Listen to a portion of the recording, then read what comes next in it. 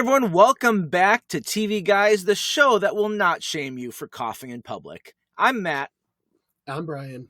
and 2020 was a weird time, wasn't it? It was. So, Matt, what were you working in 2020? I was at Merchants Bank, and so real quick, so it's right now we're around the 5-year anniversary. It's the whole world shut down in around March of 2020. Some countries later than and earlier than others.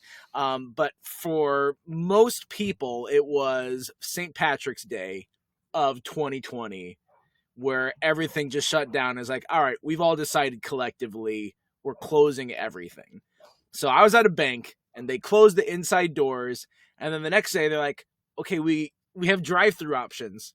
So we'll get that, but we'll do all these precautions. And then I actually got a promotion in that time and I moved from one branch to another, where the other branch I moved into was predominantly indoor stuff. And like, because I was opening accounts for people, and so it was like, sit at my desk and I'll open this account for you.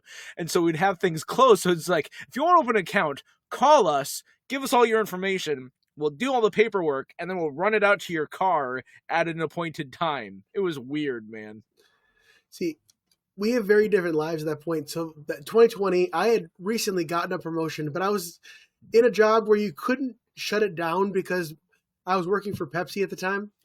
And basically, my job was to go into grocery stores and put Pepsi and water and pop on the shelves for people to buy. You couldn't not do that. And so basically, I still had to go to work like normal, except people would stop and act like I was in the military and be like, thank you so much for your service. I'm just putting Mountain Dew on the shelf.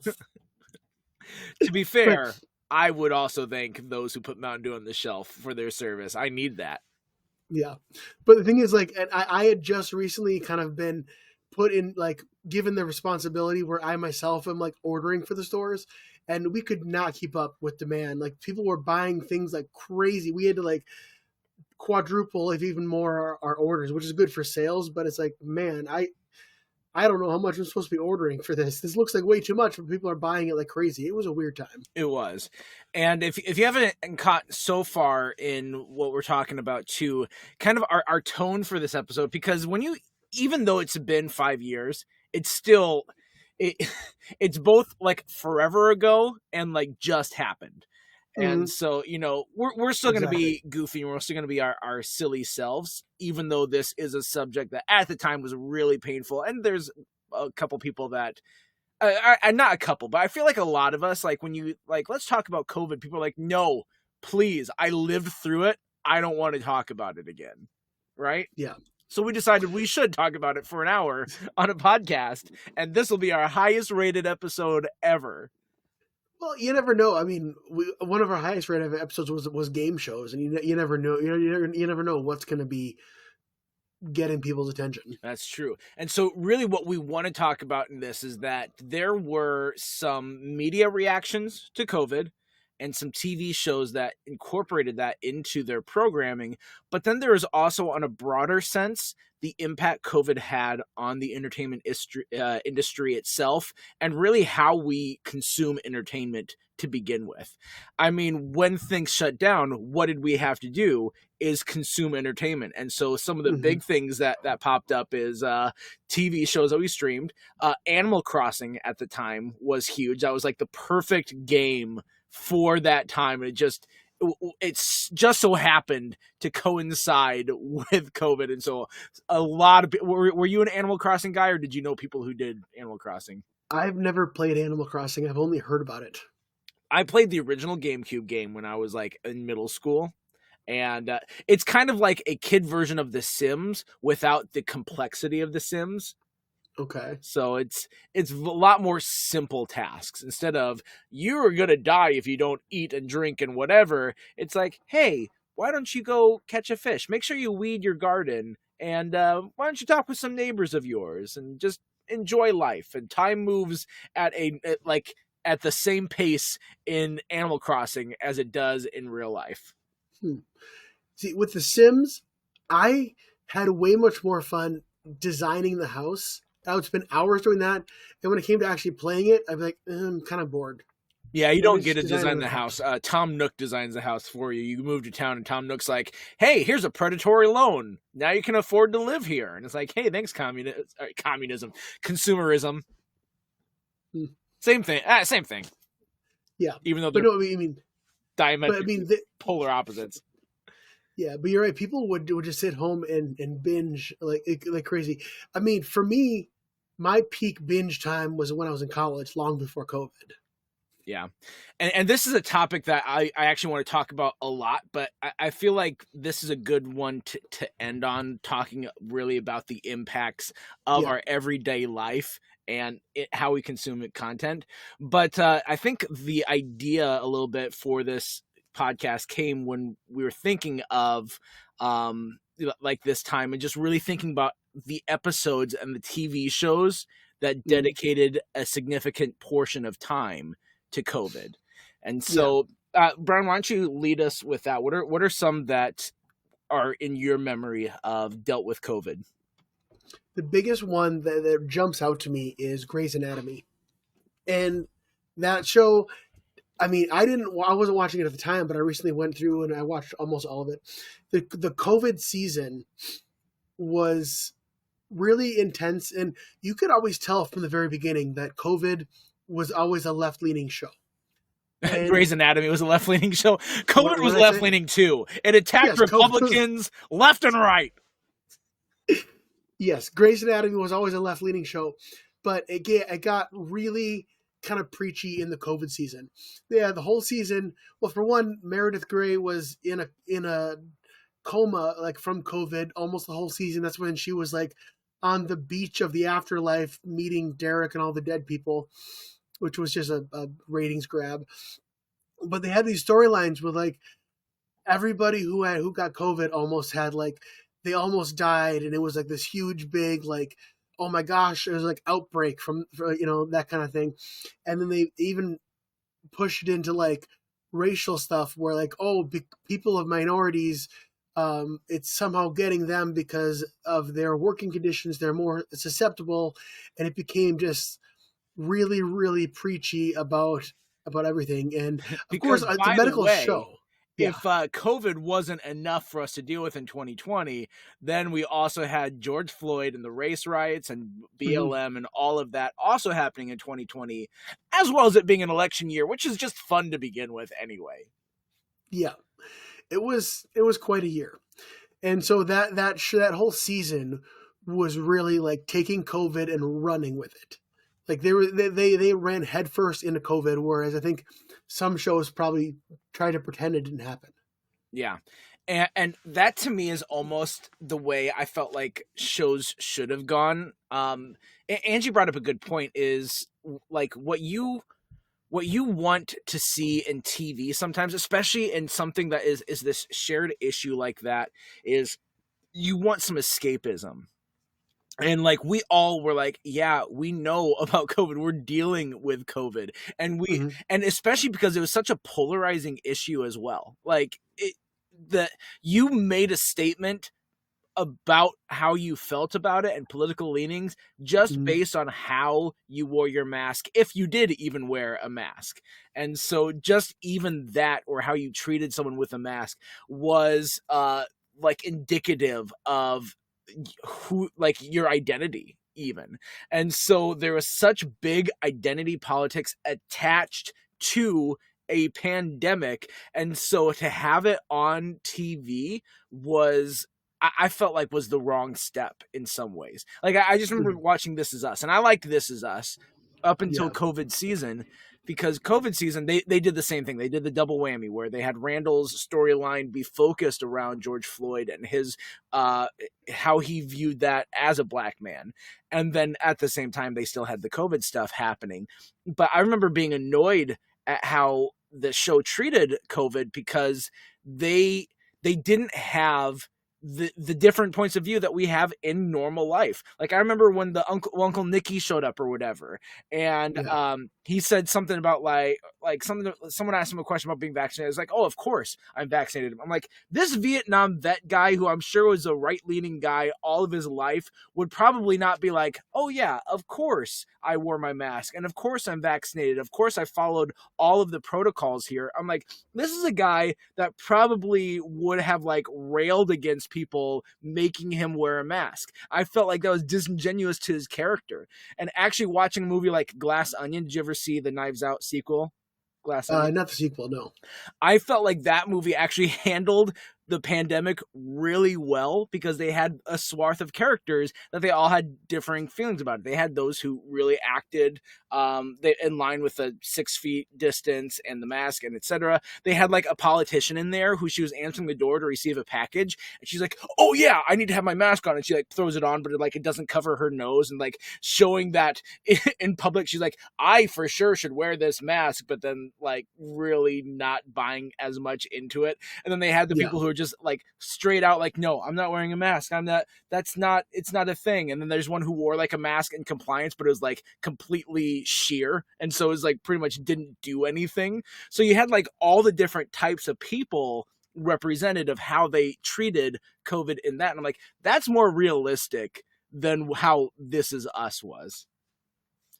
Yeah, I definitely see that because well, the little thing, I don't know if I agree about Nicky, because at one point, yeah, he is like an old school Vietnam vet, but also he was like a hippie in the 70s, so he wasn't necessarily. Maybe. So I could see kind of both sides to him.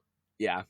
I never thought Nicky would be the type of like, if someone's saying you should do this, he'll do it. I feel like every single time someone would be like, hey Nicky, you should do this, even if he wanted to do it that way, he'd go the other way just to give him the finger, you know? But I think if it's society should do this, then it's not someone saying Nicky do this. It's saying everybody should do this.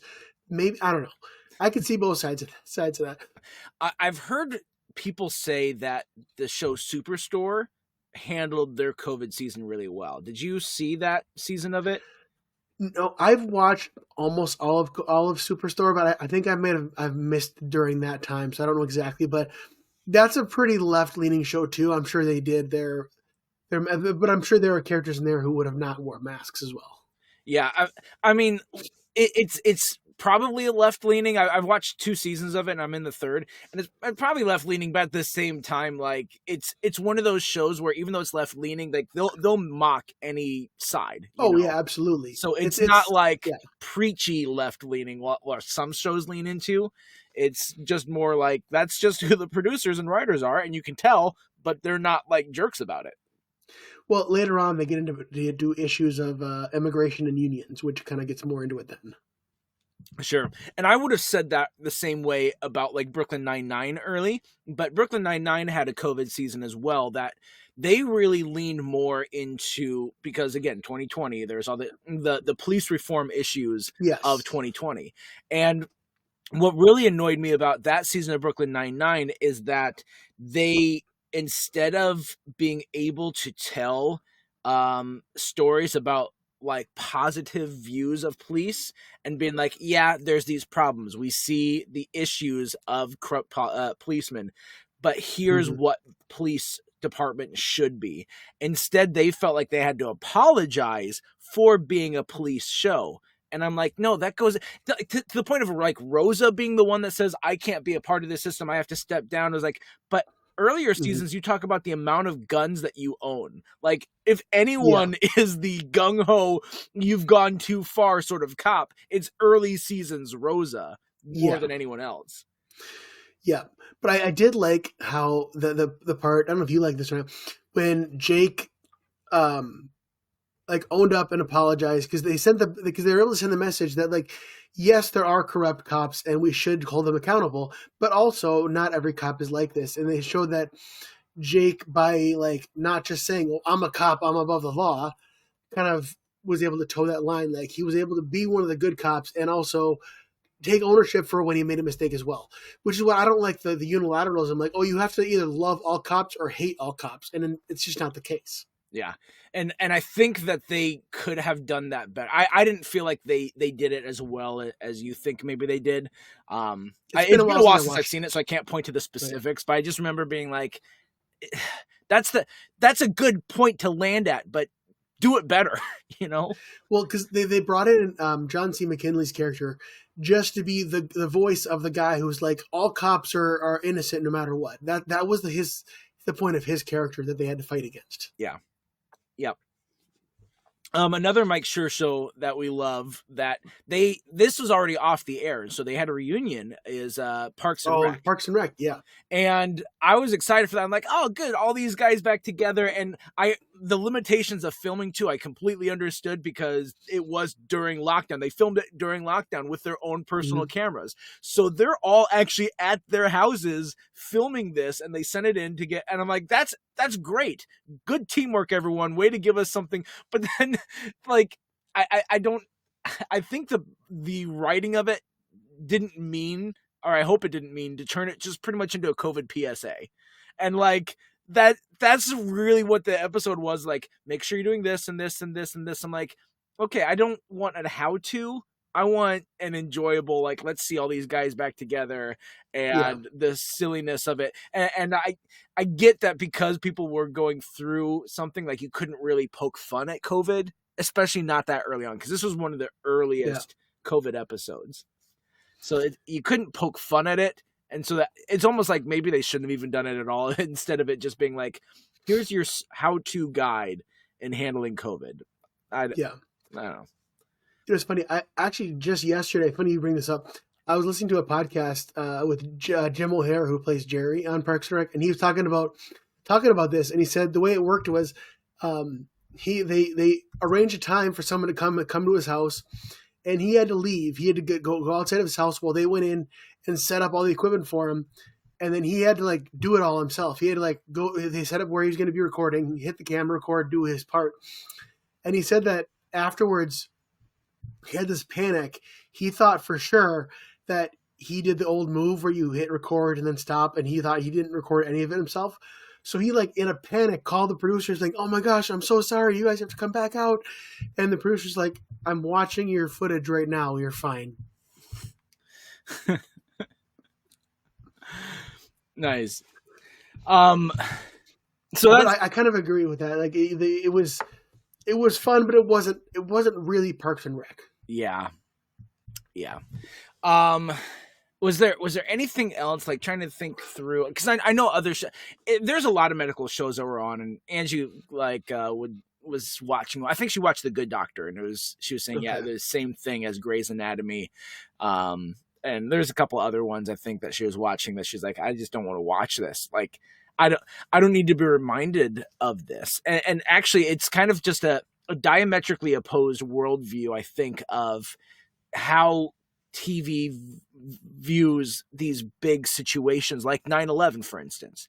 And she actually brought this up when we were talking about this. I told her what we were doing, and she brought up a good point where it's like TV at the time of like the shows like Friends or other shows that took place in New York following 9/11, they didn't have any storylines about it. They're like, we are a show for escapism. And so they would have nods, like Joey wearing like a the FDNY or NYFD shirt, like as commemoration of like, hey, thank you guys, and rest in peace those who lost their lives doing this. Like, this is our nod to you, that we appreciate it and that our hearts are with you. We're not going to acknowledge it because this is escapism. We're not dealing with that. And even like something like Saturday Night Live, the first episode that they have following 9/11, I thought they did it really well, where they had a monologue where Lorne Michaels is out there with the mayor at the time, Rudy Giuliani. I think there was a police chief that was there, and et cetera. And they kind of addressed that elephant in the room, and like they have a somber moment. And so then Lorne Michaels, as the producer, asks Rudy, he's like, do we have permission to be funny tonight? And Rudy Giuliani says, well, I start now.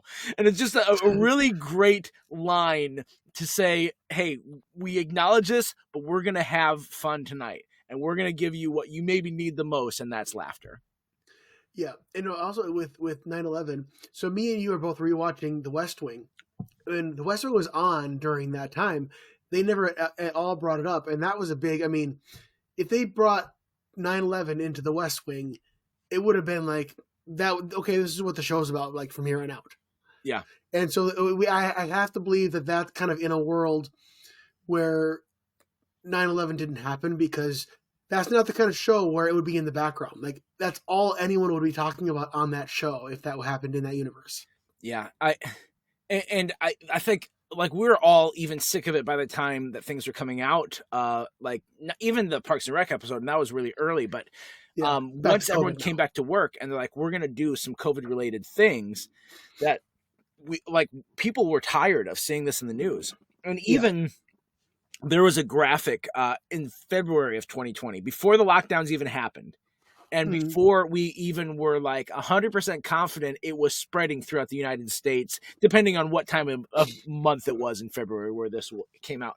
I saw a graphic of like the amount of times a word had been said during previous coverage of pandemics. And so there's like bird flu and SARS and things like that in previous years. And like the bar graph was miniature of any of those compared to how many times media sites had used the word COVID-19 or coronavirus in 2 months of coverage. In 2 months of coverage, it like was 100 times the amount of coverage that something like SARS got, or bird flu. And that had a lot of coverage in the day when it was during its biggest time. And so even 2 months into it, we were already just inundated and flooded with COVID everywhere. And then we still had a lockdown for a year and a half. Yeah. It's crazy when you think back on that time. It's like, it seems like, you're right, it seems like both forever ago and like it was yesterday. Yeah. And it's like from 2020 to 2024, pretty much the Biden presidency, it feels like that dragged on, but also was over in the blink of an eye. It's the strangest time vacuum of those 4 years I feel like I've ever seen in my life. It like, if the days felt long, but the world events made everything feel like it was going so fast at a breakneck pace. Yeah. Well, and like, I know that I had like everything in my life changed in those 4 years. I think I went through a lot more life changes than you did, Matt. You might have. It's actually funny, like, you know, like not to make light of this, isn't making light of it at all. But in that time, it's weird how God blessed Angie and I, because like we had been renting from her dad for a long time, and like because he bought the house we live in. And then he just charged us very basic rent because he's like, he knew we needed that assistance, and so we were paying for that. And then it was during that time that we're like, hey, I'm finally making enough money, Angie's finally making enough money, we're finally adult enough that we can afford a loan to buy this house. And we did that. And so we're one of the lucky ones. If you are looking at a home loan now, we locked in ours at like less than 3%. And so it's like, thank God. And like our entire financial like footprint turned around in those 4 years, and God really helped us out. And I actually started my job at where I'm working now, which was just a huge blessing. So, I mean, I think we both honestly changed a lot in that time. Absolutely. But I'm saying, like, I got divorced, moved, and changed jobs 2 or 3 times during the past 4 years. Yes. I mean, I'll give you the win. I'm not trying to compete with you, but I'm like, actually, like, as terrible as that time was, we personally saw some really good growth in our family, and I am thankful for that in the midst of the terrible. So yeah. All right, here's another thing I want to talk about, because it's I don't know why. As someone who loves history, I'm drawn to circumstances kind of like this to see how the human spirit evolves and changes with something big like this. Like, I really was fascinated for the longest time of the Great Depression era, and seeing like what technologies came out of there. What did that create in the culture? What did the arts and entertainment look like coming out of that? And so I actually am very interested in seeing how this is going to pay off, not pay off, but like how our lives are impacted by this technology that change. And so like we saw a massive change in everything from drive-through and how restaurants, as the normal person would call them, how those operate. But we also had a huge change with how we view entertainment.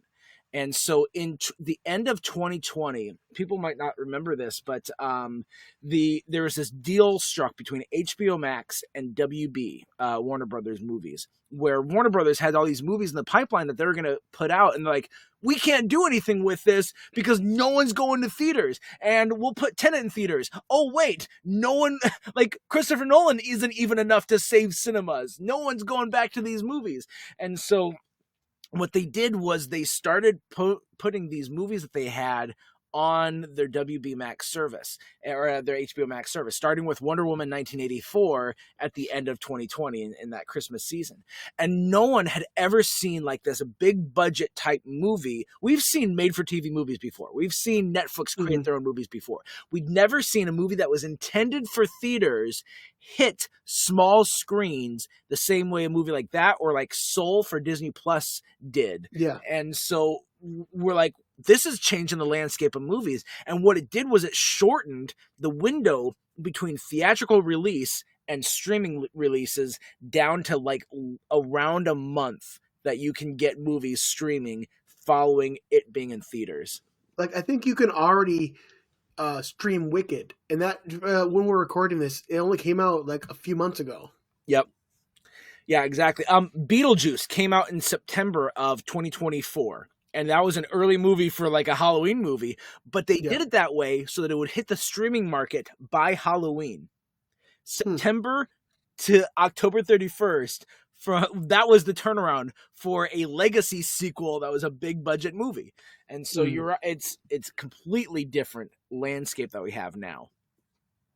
Yeah, because you're right. You used to be able to see a movie in theaters, and then you have to wait like, maybe like 4 or 5 months, and all of a sudden you go to the Blockbuster. Oh my gosh, it's on new release now.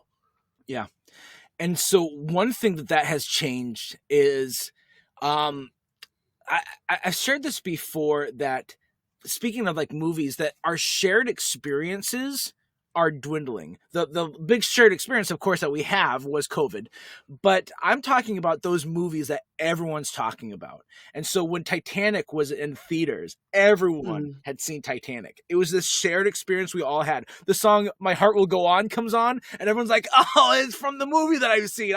My mom saw that 5 times in theater. Oh yeah, my wife went to see it 3 times in theater." Like, we all had a shared experience. When Avengers Endgame came out, I was going to say, I think Endgame. What is probably like Endgame is probably one of the most recent examples of this. Exactly. And I feel like that might be the last big one that we had. In terms of movies, actually, I feel like maybe the closest thing that we have had since the movies maybe would be Taylor Swift's Eras Tour, because it's like, what, 1 in 4 Americans or something like that went to the Eras Tour and saw it in person. So, like, there's a lot of Swifties out there. But we don't quite have these in the same amount where it's like, yeah, everyone has seen that. You could be like, hey, have you seen the new season of Stranger Things? Like, no, I don't have Netflix, so I haven't been able to watch that. But did you watch The Penguin? No, I didn't see Penguin because I don't have HBO Max. And so we aren't quite as connected and unified by these big shared experiences anymore. And I feel like we need that now more than ever, based off of the political and social climate of our country currently. Yeah, I don't even know what the new current one would even be. Another one for me growing up, we talked about last week, like growing up, Survivor was always, especially the finales, was always a big event for my family. I haven't watched it in a long time. And actually, that's another one too. Survivor, the finale of season 40, they did was during COVID, and so the finale, when they were announcing who wins, it was all virtual. Instead of seeing like everyone on stage, you see Jeff in a garage with tiny little Zoom windows of everybody. It was kind of a letdown because it was the all winner season. It was 20 previous winners who came back, and they got the crappy Zoom finale. That sucks. um, what did you think about this time when you had an agreement with someone? Oh, your mic's not on. No, your mic's not on. No, turn your mic on. Turn your mic on. Yeah, I mean, I don't remember if that happened, but it very well could have. I mean, that was every single corporate meeting, right? It's like, can everyone hear me? No, everyone. Okay, can you hear me now? Get it, like all that crap, figuring out the technology of stuff. Yeah. But I don't feel like we have that so much anymore. I mean, even what you're talking about of Survivor, if you go back to like Survivor in the early 2000s, obviously like everyone was watching it, but it Yeah. also was the TV schedules at the time too. So when Survivor came out, it was on Thursday night. People would show up Mhm. at school or at work on Friday the next day, and they'd be like, "Did Mhm. you watch Survivor last night?" Or like Lost when that was on, or The Office, or like any of these big shows that people would rally around. Now there's still big shows, but it's not the same thing. I have asked a number of people around me if they've watched Squid Game, and that is the number one Netflix show in the history of the platform, and season 2 was the number 3 after the show Wednesday.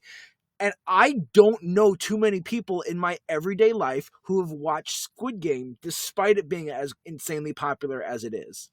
Yeah, I still haven't seen the second season yet. So it's not unifying like how it used to. And so in order to be unified with these sorts of things, you have to go online on these media forums where you might not know anyone in here, like on Reddit, and you go look at their official discussion of something, be like, oh yeah, I have a good friend, Buttlicker27, who he said this about the show, and I really agree. Like you don't see Mr. Buttlicker in it is a mister. You don't see him face to face. You can't have that conversation like how we used to. And so we feel isolated, not just because of COVID, but because of how we consume our entertainment now. If you want to see Mr. Buttlooker face to face, you guys got to turn around. Stop it. I mean, I set us up for that for sure. But yeah, and even back to like another example I remember is I remember back in elementary school after Space Jam came out. Like for the next week, every kid was talking about Space Jam. yeah. Anecdotal evidence here. Do you feel like you watch more movies in theaters now or less than you used to, or do you feel like it's about the same? Much less. I think like the mid 20 teens was like the last time I was going to the theaters a lot. I think in 2024 I went maybe 4 times. Yeah, I peaked it with yeah. Movie Pass when I had that. I'll still see some movies in theaters, but there's so many more that I miss. And I used to be like so excited to go see these movies. Oh yeah, like Lord of the Rings. I went to the midnight showings of those. I remember going to like the Star Wars prequels, like all those big franchises. I mean, going back 15, 20 years. I was in theaters all the time when I was a teenager. And there was also like a creative crapshoot for a little bit, for lack of a better term, that it felt like there was movies that were just, there wasn't anything that was so good. I was so sick of seeing these bad movies. And I feel like actually Thor Love and Thunder was what pushed me over the edge, because I love Thor Ragnarok so much. And I'm like, all right, if the same director and same team from Thor Ragnarok put together this piece of crap movie, there's nothing I can be excited to go see anymore. And so now I'm kind of getting back into it, having a little bit more excitement for movies again. Thor also, even though, okay, the MCU is like what, 30 some movies, I don't know, it's huge. Yeah. But like Thor specifically is like Iron Man, Captain America, it's always in threes. I don't know how many good franchises had 3 good movies and then came out with a 4th, and the 4th one wasn't a disappointment.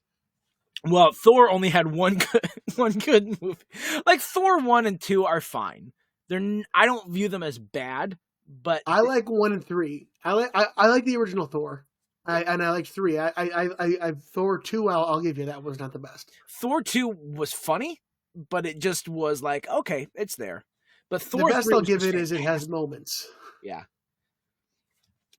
So like that contributed the overall writing, and I just feel like maybe I think a part of it was, we got so serious too, And so I feel like all these movies like wanted to say something, and they felt like either they had to talk about these racial issues, or they had to talk about how much they hated Trump, or they had to talk about how much they've lost because of COVID, or they like all of this self grandeur type shows come out, and it's like I don't want to focus on what I see in the news and Twitter every single day. I want to escape, and that's why a movie like Top Gun Maverick comes along. It's like, we're just going to have fun. We're going to give you a good popcorn flick that is shot well and is done great, and was so refreshing to just be like, okay, I don't have to think about the world for 2.5 hours. I can just watch Tom Cruise do his best impersonation of the plotline from Star Wars Episode 4. And yeah, or like in the 2000s, anytime you go to, let's watch one of those millions of movies where Jack Black goes, "Ra-da-da-da." Or when he goes, peaches, peaches, peaches, peaches, peaches. Okay, I don't care if it's dumb humor. I love Jack Black. I do too. I didn't realize how much I liked Jack Black until like the last couple of years. I think maybe Goosebumps was the one where I was just like, Goosebumps wasn't that great of a movie, but I watch him like, Jack Black, he can do anything. Like, wait, do I like Jack Black? Do I get excited for Jack Black movies now? Well, and like the new Jumanji movies, he's the best part of them. He's great. He probably is the best part, but they're all so good in it. So it's hard to say 100%, but he's really good in those. I mean, whoever said, okay, Jack Black as a snooty teenage girl, perfect. Followed up with making him a black jock. Yep, that. Oh man, I'm the fat guy. And now he's in Minecraft, and I have a feeling that movie is going to be terrible. But we'll go see it because I have kids. Although I play Minecraft by myself as a person in his mid-30s. So with all of... I'm moving past it because I don't want to talk about how sad you are. But with all of this change in landscape, like that's really where I'm on the board for community theater. And I'm like, we're not getting the numbers to people coming to these shows. And I don't blame them, because it's hard to get people to say, yeah, I want to leave my house and I want to be out of my house for a prolonged period of time. Even extroverts, like they're still like, no, I'll stay at home. I'm fine. I don't want to go to a movie theater and hear everyone yelling at me. But it's like, there's so much of this shift from you have to go to where the entertainment or the food or the social scene is. Instead, it's like Amazon, where you find it online and you order it and it comes to your house and you don't have to interact with anyone. And it's creating lonely consumers. And so that, to me, I feel like is one of the biggest detriments to what COVID did. Is it finally was that nail in the coffin, because of social media has started to isolate us. Politics are starting to isolate us. There's a lot of different things that were isolating us over the years. And finally, COVID was like, yeah, we're really going to make sure that you never leave your house again. Yep. And then apparently with Amazons, you never even have to shop in a store. Yeah. I mean, like that's actually why I moved to the job that I did. Apart from the pay too. Like after the bank, I was like, I really want to work from home, and I found this other job. I'm like, hey, I'll apply for it. And like, oh, by the way, this is what the pay will be. I'm like, dude, you had me at work from home. I am going to stay forever because of the pay. Thank you. So like, it's not like holier than thou and like, hey, how dare you not leave your house? I have that issue too sometimes, but it absolutely has changed how we interact with the world around us. And I do think we need to reverse course a little bit in that regard and try and find ways that we can be more connected through the media that we consume, because we all watch stuff, right? Absolutely. Yeah. Or, we'll just binge Friends for the 9,000th time. Either way. That too. Well, I that's all that I did binge through Friends all of last year, but it was along with a Friends rewatch podcast. there you go. But I mean that's all that I got. Is there anything that you wanted to talk about with this before we move to trivia? I think we kind of covered a lot of it, and a lot of the changes also go along with all the streaming services too, because Yeah. we have everything we want at as access like right away Yeah. between Netflix and Paramount, and HBO Max, and Disney Plus, and all the different places you can watch things.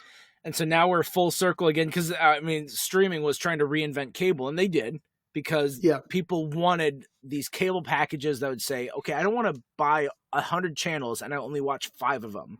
How can I pay for individual channels?"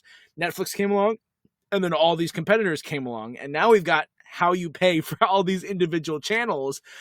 And now the tide has gone the other direction where they're saying, how can I pay for a bundle of them together so I can watch all the things that I want to watch?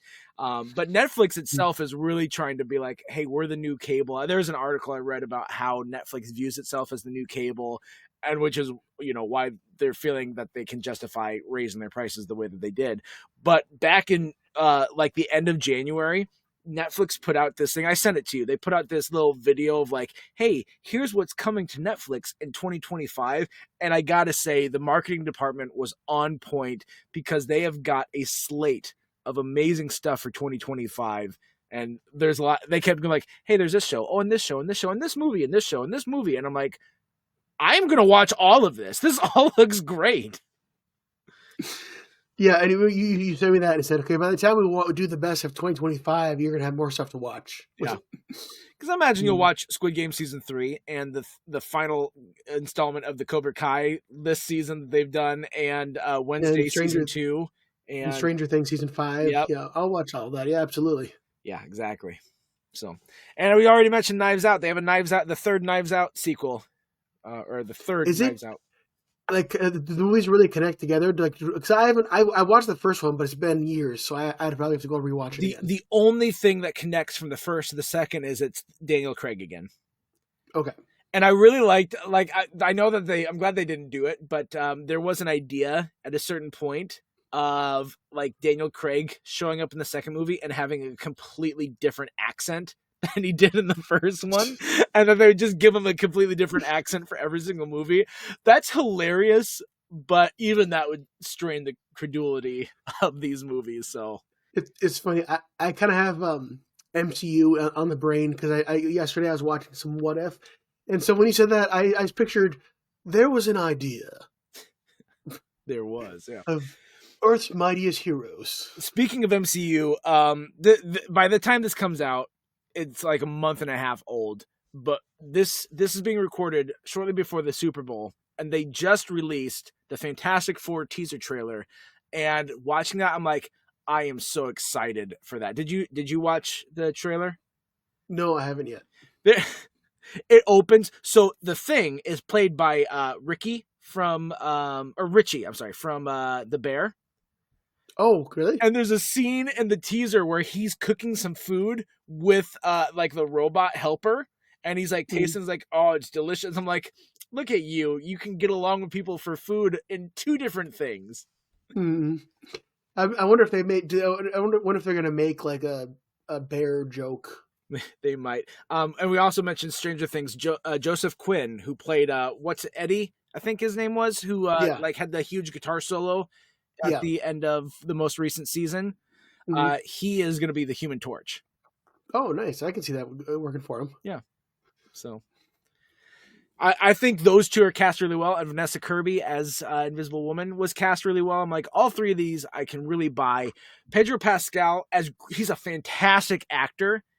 In the little bit I saw of that teaser, I'm like, I don't know if I yet buy him as Mr. Fantastic. I don't think I see the same mannerism that I would expect from a Mr. Fantastic, but he's a great actor. I'm sure he'll be just fine. And it was just a bad sampling. I'll give him the benefit of the doubt. I just hope I'm not watching it the whole time and be like, oh, it's more Pedro Pascal than it is Mr. Fantastic. I still say that Pedro Pascal filled the spot in pop culture that used to be filled by Nathan Fillion. He's that like reluctant dad type. He's a little like Harrison Fordy in that regard. You know? Yeah, like Harrison Ford from the 70s and 80s. Yeah. He's not a jerk, but he's also like more stoic. Okay. He has a fun side too. But oh yeah. I think he's great. I think he's a great actor. I'm glad we have a Pedro Sans in our life. Yeah. All right. Well, that's it for COVID. It's done. We've stopped it. It does not exist anymore. That's it for COVID. No, that's it for our COVID related episode. Let's jump into trivia. I'll kick it to you, Brian. All right. So last week we talked about Survivor season 5, Thailand, and we said which contestant on that season was a swim instructor from the U.S. Navy, and it is Helen. It was not, in fact, me, as I have guessed 3 times at this point. Yes, Matt loves to repeat his jokes because they're so funny. Yeah, they're hilarious.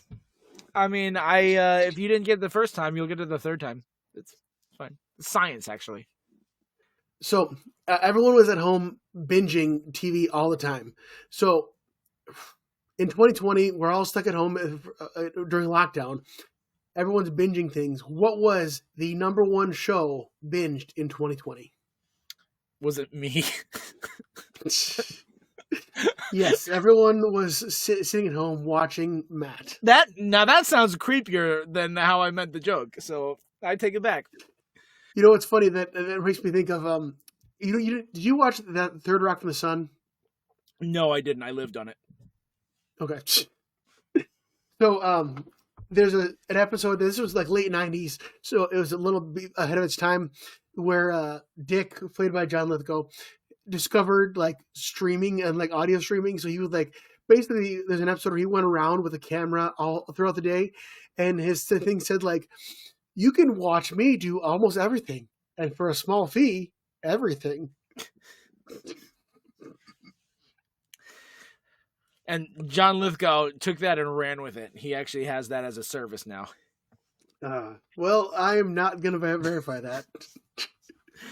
Well, on that really uncomfortable note, next time we're joined by one of our guests we've had before, Alex Balio. He's back, ready for more action. We're going to talk about Slap Bet, the episode of How I Met Your Mother that launched 1,000 Robin Sparkles. So make sure you are there for that. It's one of my favorite episodes of How I Met Your Mother. We're going to just talk through the whole episode and give our reactions to it. And our reactions are all going to be positive because it's great. And that'll be it. Yep. But until next time, I'm Matt. I'm Brian. And we're reminding you to stay tuned and keep watching.